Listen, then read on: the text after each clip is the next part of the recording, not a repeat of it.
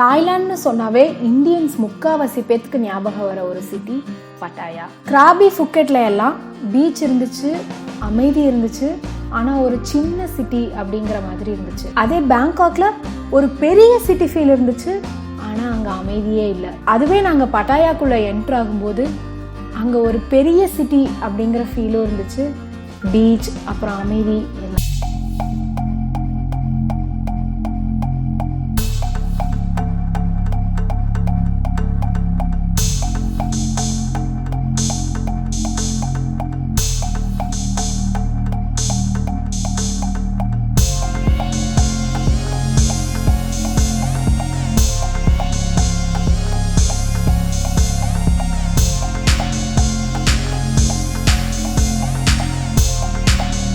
Tourist இந்த நாட்டுக்கு வந்த மேனிக்கு இருக்காங்க.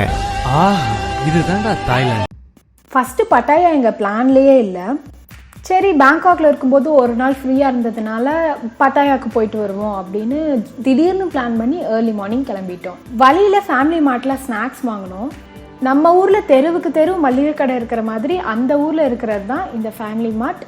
அதுக்கப்புறம் 7-Eleven. Food items, cosmetics, emergency accessories, sim கார்டில் தொடங்கி எல்லா விதமான ஆல்கஹால் வரைக்கும் எல்லாமே கிடைக்கும்.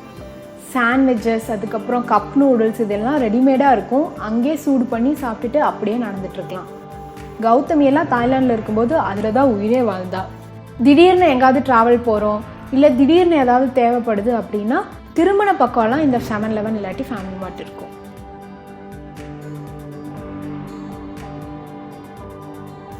என்னதான் மூளைக்கு மூளை இந்த கடை இருந்தாலும் இந்த மாதிரி ஒரு எம்என்சி வந்து நம்ம ஊருக்கு வந்தால் நம்ம ஊர் மளிகை கடையோட நிலைமையெல்லாம் என்ன ஆகும் அப்படின்னு யோசிச்சு பார்க்கும்போதே ரொம்ப பகீர்னு இருந்துச்சு.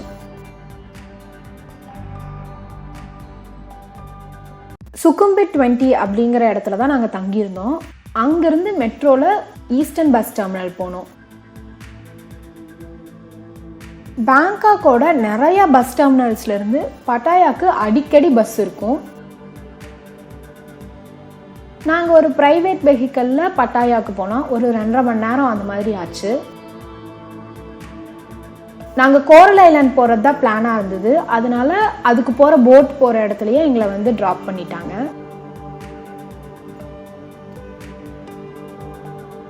கோரல் ஐலாண்டுக்கு அங்கே இருக்கிற ஒரு லோக்கல் போட்டில் தான் நாங்கள் போனோம். இப்போ நம்ம ஊரில் எப்படி லோக்கல் ட்ராவலுக்கு லோக்கல் ட்ரெயின், பஸ்ஸு இதெல்லாம் யூஸ் பண்ணுறாங்களோ அதே மாதிரி தாய்லாண்டில் லோக்கல் போட்ஸ் இருந்துச்சு.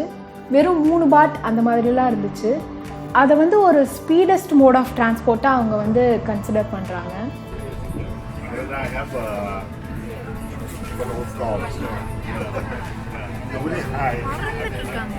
அங்கே போய் நல்லா சாப்பிட்டோம். அதுக்கப்புறம் அங்கே இருக்கிற ஒரு பீச்சுக்கு பைக்கில் போனோம். பைக் டாக்ஸிஸ் தாய்லாண்டில் ரொம்ப காமனாக இருக்கும். எங்கே கை காட்டினாலும் கிடைக்கிற மாதிரி இருக்கும். நார்மலாக போகிற டாக்ஸியை விட அது ரொம்பவே சீப்பாக இருந்துச்சு.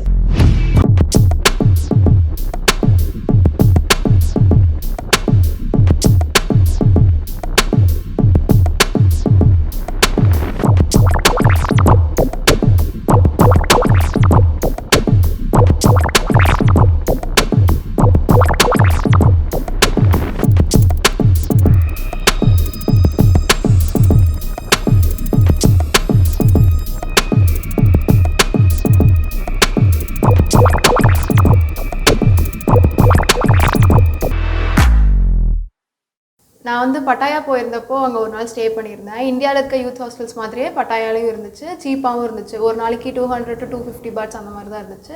அங்கே ஹாஸ்டலில் வந்து ரூம்மேட்டாக ஒரு பொண்ணு வந்து இருந்தா, பெல்ஜியம்லேருந்து வந்திருந்தா, சோலோ ட்ராவலர்.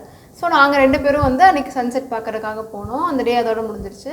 நெக்ஸ்ட் டே வந்து அண்டர் வாட்டர் வேர்ல்டு போயிருந்தேன். நான் இது வரைக்கும் அண்டர் வாட்டர் அக்வாரியம் அதில் அந்த மாதிரி எதுவும் போனதில்லைன்னு சொல்லிட்டு 500 பாட்ஸாக இருந்தாலும் சரின்னு சொல்லிட்டு போயிருந்தேன். ஆனால் எனக்கு அது அவ்வளோ ஒர்த்தாக இல்லை. ஆஃப்டர்நூன் வந்து கோரல் ஐலாண்ட் போயிருந்தேன். அது வந்து நான் பேக்கேஜாக எடுத்திருந்தேன். 500 பாட்ஸ் பிக்கப்பு ட்ராப் எல்லாமே சேர்த்து இருந்துச்சு. அங்கே வந்து ஃபுல்லாக இந்தியன்ஸாக இருந்ததுனால ஆஃப்டர்நூன் லஞ்ச் எல்லாமே ப்ரொவைட் பண்ணியிருந்தாங்க அந்த பேக்கேஜில். அதுவும் இந்தியன் ஃபுட்ஸாக இருந்துச்சு. அது ரொம்ப நல்லா இருந்துச்சு. அங்கே வந்து ஃபுல்லாக இந்தியன்ஸாக இருந்ததுனால எனக்கு இந்தியாவில் இருக்க ஒரு பீச்சில் இருக்க மாதிரியே ஃபீல் இருந்துச்சு. அதுக்கப்புறம் வாட்டர் ஆக்டிவிட்டீஸும் அங்கே ஃபுக்கெட் கிராபியில் இருக்க மாதிரி எல்லாமே இருந்துச்சு. நான் ஆல்ரெடி ஃபுக்கெட் கிராபியில் பண்ணிட்டதுனால எனக்கு பண்ணணும்னு தோணல. பேராசைலிங் மட்டும் எனக்கு கொஞ்சம் வித்தியாசமாக இருந்துச்சு. ஸோ அதை மட்டும் நான் எக்ஸ்பீரியன்ஸ் பண்ணி பார்த்தேன்.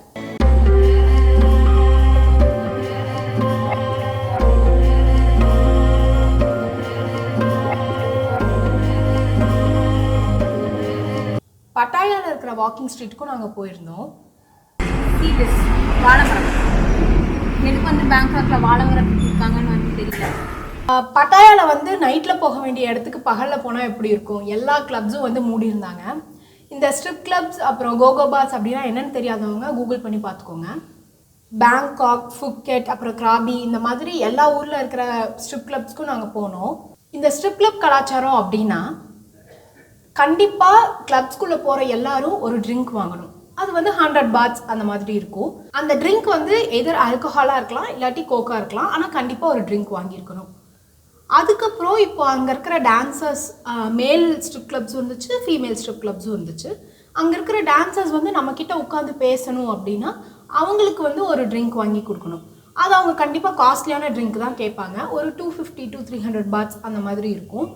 இப்போ அவங்கள வெளியே கூப்பிட்டு போகணும் அப்படின்னா அங்கே இருக்கிற பாரில் வந்து பார் ஃபீ அப்படின்னு ஒன்று இருக்கும். அதை வந்து நம்ம அங்கே பே பண்ணணும். பே பண்ணிவிட்டு அவங்கள வெளியே கூப்பிட்டு போகலாம். வெளியே கூட்டிகிட்டு போயிட்டு அந்த பொண்ணோ பையனோ எவ்வளோ கேட்குறாங்களோ அதை வந்து அவங்களுக்கு நம்ம தனியாக கொடுக்கணும். இதுதான் வந்து அங்கே இருக்கிற ப்ரொசீஜர். இது ஏன் அங்கே செக்ஸ் டூரிசம் வந்து அதிகமாக இருக்குது, ஏன் அங்கே வந்து இன்னும் நடந்துட்டுருக்கு அப்படிங்கிறத வந்து நாங்கள் செகண்ட் எபிசோட் கிராபி எபிசோடில் பேசியிருக்கோம். அதை பார்க்காதவங்க அதை போய் பாருங்கள்.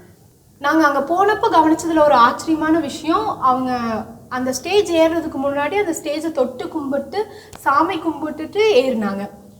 அப்போ தான் எங்களுக்கு புரிஞ்சுது அவங்க அதை எவ்வளோ அந்த தொழிலை வந்து அவங்க ரெஸ்பெக்ட் பண்ணுறாங்க, அவ்வளோ மதித்து அதை வந்து அவங்க பண்ணிகிட்ருக்காங்க அப்படிங்கிற மாதிரி இருந்துச்சு. ஸோ நம்ம அங்கே போய் பார்க்குறவங்களும் அதை ஸ்டிக்மடைஸ்டாக பார்க்காம அவங்களுக்குரிய ரெஸ்பெக்டை வந்து நம்ம கொடுத்து மரியாதையாக நடத்தணும் அப்படின்னு தோணுச்சு. திரும்ப வரப்போ கவர்மெண்ட் பஸ்ஸில் தான் வந்தோம். அட்டாச்டு டாய்லெட், ஏசின்னு செம ஃபெசிலிட்டியாக இருந்துச்சு. இவ்வளோ அழகான கண்ட்ரியை விட்டு இவ்வளோ சீக்கிரம் போகணுன்னு நினச்சி பார்க்கவே கஷ்டமாக இருந்துச்சு. கண்டிப்பாக சான்ஸ் கிடைக்கிறப்போ இன்னொரு முறை தாய்லாந்துக்கு வரணும் அப்படின்னு நினச்சிட்டே ரூமுக்கு போனோம்.